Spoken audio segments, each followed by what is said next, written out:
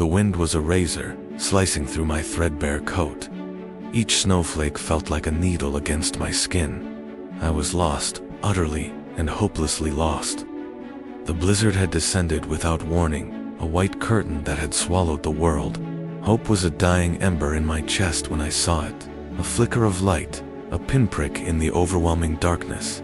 Stumbling, crawling, I made my way towards it. It was a cabin, small and humble, with warm light spilling from its windows. A figure opened the door before I could knock. An old woman, her face a roadmap of wrinkles, her eyes holding a sorrow so deep it felt like an ocean. She beckoned me in without a word. The warmth inside was a shock, a loving embrace. A fire crackled in the hearth, and the air was thick with the smell of a hearty stew. She offered me a bowl, and I ate like a man starved. Her kindness was a balm to my frozen soul, but her silence was unsettling. She showed me to a small room. "Rest," she whispered, her voice like the rustling of dry leaves. "You are safe here." But as the night deepened, a sense of unease crept in. I heard whispers, faint and sorrowful, like the wind sighing through a graveyard. Then, a child's soft weeping.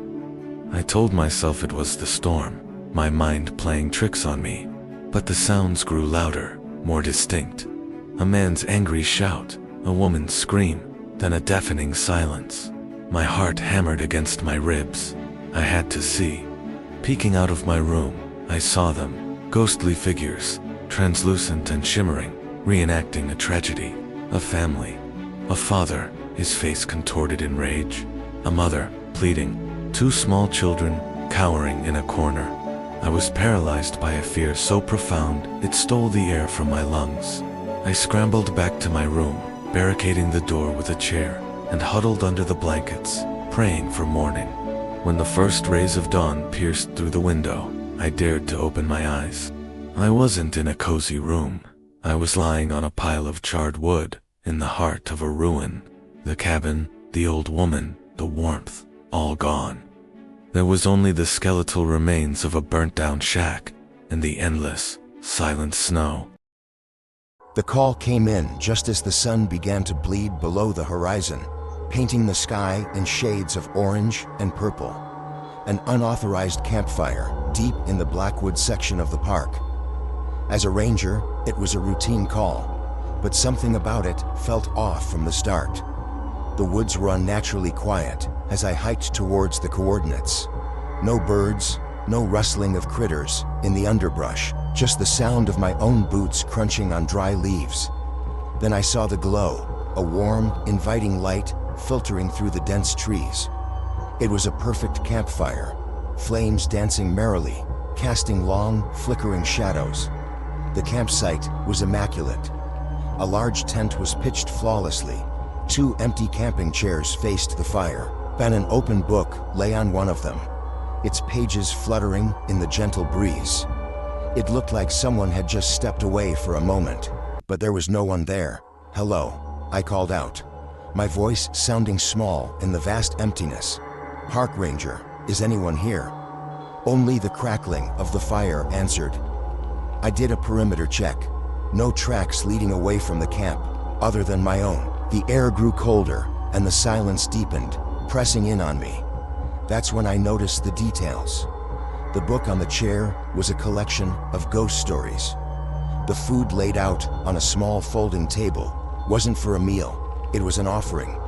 Fresh fruit, bread, and a flask of wine, untouched. A chill, entirely separate from the evening air, snaked its way down my spine. This wasn't a campsite, it was a vigil. I backed away slowly, my hand resting on my radio. The flames of the campfire suddenly leaped higher, casting a brilliant, almost blinding light. In that intense glow, I saw them. Shadows, not cast by the fire, but standing around it. Tall, thin figures, their forms indistinct and wavering like heat haze. They weren't moving, just standing there, watching the fire, watching the empty chairs. They were waiting. They hadn't left the campfire. They were the campfire. I didn't scream. I didn't make a sound. I just turned and ran. The image of the silent, waiting shadows burned into my mind. I never looked back. The official report lists it as an abandoned campsite.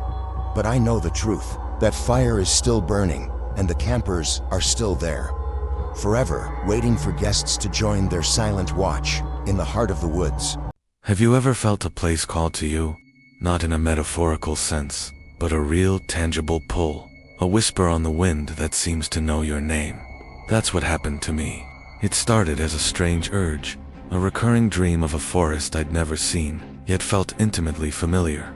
Towering ancient trees, a carpet of moss that glowed in an unseen light, and a feeling of being waited for. I brushed it off at first. An overactive imagination, stress from work, you know how it is. But the dreams became more vivid, the feeling more insistent. I started seeing images of this forest everywhere in paintings, on travel blogs, in random photos online. It was like the universe was nudging me, pointing me in a direction I couldn't ignore. So, I started digging. I pieced together clues from my dreams, a distinctive mountain peak on the horizon, a specific type of fern, I remembered, the sound of a hidden waterfall. It felt like a fool's errand, searching for a dream. But then, I found it. A small, barely known national park, hundreds of miles away. The pictures online were an uncanny match. My heart hammered in my chest. This was it. I booked a flight that very day. Part of me felt insane, chasing a dream across the country. But a bigger part of me felt like I was finally going home. The moment my boots hit the trail, the air changed. It was thick with the scent of pine and damp earth, exactly like my dreams. The silence wasn't empty. It was full, alive, and buzzing with an energy I could feel in my bones. As I walked deeper into the woods, the world I knew fell away. There was no cell service, no distant hum of traffic. Just the crunch of leaves under my feet, the chatter of unseen birds, and the rhythmic thump of my own heart. I followed a path that seemed to form just for me, winding between colossal trees, whose branches intertwined to create a green cathedral ceiling. Sunlight filtered through in shafts, illuminating dust motes that danced like tiny fairies. Everything was just as I'd dreamt it, but more real, more vibrant. And then I heard it. A soft sound, like the rustling of leaves. But it had a cadence, a melody. It was a whisper. It was my name. I froze, every nerve ending on fire. It wasn't my imagination. The sound came again, clearer this time, weaving through the trees, carried on the breeze.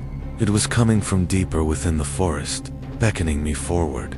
Fear mingled with an overwhelming sense of curiosity and belonging. I had to know what was calling me.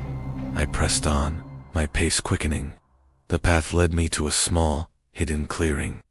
In the center stood a tree unlike any other. It was ancient, its bark gnarled into patterns that looked like sleeping faces, and its leaves shimmered with a silvery light. At the base of the tree was a pool of water so clear it looked like liquid crystal. I approached cautiously, my reflection staring back at me from the still surface. As I knelt by the water's edge, the whisper came again, not from around me, but from within me. My name, spoken in a voice that was both mine and 1,000 years old. Looking into the pool, my reflection shifted. For a fleeting second, I saw other faces superimposed over my own.